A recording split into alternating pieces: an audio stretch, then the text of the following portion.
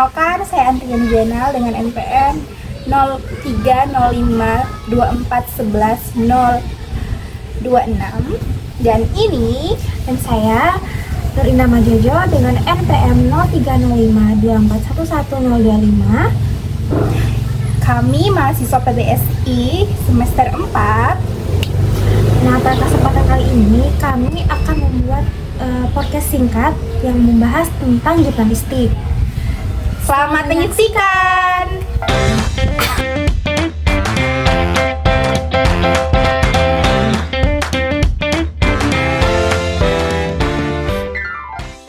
Halo teman-teman, kembali lagi bersama saya di podcast Obrolan Anak Kampus. Jadi, pada kesempatan kali ini saya tidak sendiri, saya bersama narasumber cantik kita yang akan membahas tentang jurnalistik. Halo Kak, boleh kenalan dulu? Halo, tentunya boleh dong. Perkenalkan, nama saya Indah. Di sini saya akan berbagi sedikit tentang jurnalistik bersama teman-teman semua. Oke, jadi kita akan bahas tentang jurnalistik. Pembahasan pada awal ini kita bertanya tentang dasar-dasar dulu Kak Indah. Oke. Menurut Kak Indah, apa sih jurnalistik itu? Oke, jadi kalau menurutku secara sederhana, jurnalistik itu adalah kegiatan mengumpulkan, mengolah, lalu menyampaikan informasi kepada publik. Jadi sebenarnya jurnalistik itu bukan cuma soal tentang menulis, tapi bagaimana kita bagaimana proses mencari fakta, wawancara sampai pada tahap menyusun informasi yang berdasarkan fakta tersebut, lalu kemudian dituangkan ke publik untuk dibaca atau didengar. Oke, baik. Berarti jurnalistik itu bukan hanya sekedar nulis doang ya? Iya, benar. Oke. Kalau begitu, ada nggak sih jenis-jenis jurnalistik itu Kak Indah? Ada. Jurnalistik ini punya beberapa jenis. Yang pertama, ada jurnalistik cetak. Itu contohnya seperti yang kita tahu, koran, majalah. Lalu ada juga jurnalistik elektronik. Itu seperti televisi, radio. Dan tentunya di zaman yang serba canggih ini ada namanya jurnalistik online, yaitu berita atau informasi yang kita dapatkan melalui media sosial. Iya, karena kita tahu sekarang kan zaman serba instan. Iya, benar. Jadi jurnalistik itu sudah berkembang, bukan hanya di media cetak doang yang biasanya orang baca di koran-koran saja, iya, atau mendengar radio atau menonton di televisi untuk mendapatkan berita. Tetapi di zaman sekarang itu untuk mendapatkan berita itu lebih mudah, karena ketika kita mempunyai handphone, maka kita akan mudah untuk mendapatkan sebuah informasi. Ya, tapi ya, harus punya data. Benar.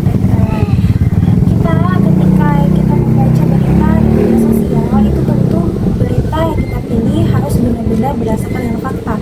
Karena di zaman sekarang berita yang berseliweran itu tuh gak cuma yang berdasarkan fakta, tapi ada juga berita hoax ya. Jadi kayak faktanya tuh berbeda seperti fakta di lapangan gitu.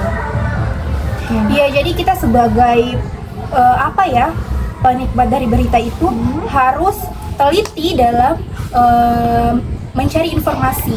Apakah berita itu benar-benar terjadi atau hanya sekedar hoax? Karena kebanyakan kan orang hanya membuat humor-humor sehingga timbullah hoax. Jadi kita harus pintar dalam memilih, mencari berita yang benar faktanya gitu. Terus Kak Indah, gimana sih cara menulis berita itu? Kalau dari aku sih ini proses yang singkat ya. Maksudnya aku jelaskan secara singkatnya aja. Yang pertama itu tentunya kita harus mencari informasi atau peristiwa yang nantinya akan kita buatkan berita gitu. Terus setelah kita mendapatkan informasi atau peristiwa itu, kita lakukanlah wawancara atau observasi gitu di lapangan. Kayak kita ngecek gitu fakta lapangannya tuh kayak bagaimana. Lalu yang ketiga, ketika kita menulis berita itu harus seperti tadi, kita harus berdasarkan dengan fakta yang terjadi di lapangan. Lalu yang terakhir, sebelum dipublikasikan kita harus mengedit dulu agar berita yang kita sajikan itu benar-benar tersusun dengan rapi, dengan baik. Oleh karena itu kita sebagai jurnalis itu harus teliti gitu dalam menyampaikan berita. Itu aja sih kalau menurutku prosesnya yang singkat. Nah, itu tadi proses pembuatan berita. Sekarang aku mau tanya nih, apa sih tantangan menjadi jurnalis di zaman sekarang ini yang serba instan, serba cepat, semuanya? Oke, kalau tantangan menjadi seorang jurnalis di masa saat ini itu adalah yang pertama tentunya banyak berita hoax ya yang ada sekarang tuh. Jadi kita sebagai jurnalis itu harus benar-benar menyebarkan informasi itu berdasarkan dengan fakta. Pokoknya sebagai seorang jurnalis itu yang paling penting adalah menyebarkan informasi berdasarkan fakta. Oke, yang kedua itu tekanan bagi kita untuk menyampaikan berita dengan cepat gitu. Terus yang ketiga mungkin persaingan di media sosial kayak, karena kan apalagi tadi yang udah saya bilang pada jenis jurnalistik, yaitu jurnalistik online atau jurnalistik dalam media sosial ya. Jadi kita tuh akan bersaing dengan kita akan bersaing dengan jurnalis lain di luar sana. Jadi tentu kita harus menyusun informasi itu dengan kalimat yang baik, kalimat yang benar. Terus pemilihan diksinya tuh juga ya sebisa mungkin harus yang bagus gitulah, biar kita bisa menarik pembaca gitu sih.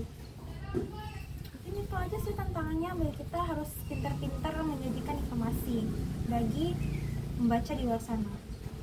Nah, itu tadi mungkin tantangan yang terjadi di zaman sekarang bagi seorang jurnalistik. Sekarang aku mau tanya nih Kak, apa sih tips untuk menjadi seorang jurnalis? Karena mungkin penonton semua ingin menjadi jurnalis atau tertarik untuk menjadi seorang jurnalis. Oke, jadi tipsnya bagi kalian teman-teman yang mungkin pengen jadi jurnalis nanti ke depannya, tips dari aku itu yang pertama tentunya harus banyak baca berita. Karena kan kita pengen jadi jurnalis nih, kita nantinya kan kita akan menyajikan berita. Jadi ya pertama kita harus banyak membaca berita, terus kita harus latihan menulis. Karena kan dengan latihan menulis kan kita bisa menambah perbendaharaan kosakata kita. Lalu sebagai seorang jurnalis itu kita tentunya harus bisa berpikir kritis. Jadi kita harus belajar bagaimana berpikir kritis. Lalu yang terakhir yang paling penting dari tadi nih, yaitu kita harus selalu mengecek fakta sebelum menyebarkan informasi. Itu aja sih Kak, tipsnya. Oke, terima kasih banyak atas penjelasannya. Dari pembahasan tadi, kita dapat simpulkan bahwa menjadi seorang jurnalistik itu bukan hanya soal menulis, tetapi juga soal tanggung jawab dalam menyampaikan informasi. Iya. Semoga pembahasan tadi dapat menambah wawasan kita semua. Saya sebagai moderator pamit undur diri. Terima kasih telah mendengarkan podcast Obrolan Anak Kampus. Terima kasih Kak Indah sebagai pemateri kita. Wabillahi taufiq wal hidayah. Wassalamualaikum warahmatullahi wabarakatuh. Bye bye.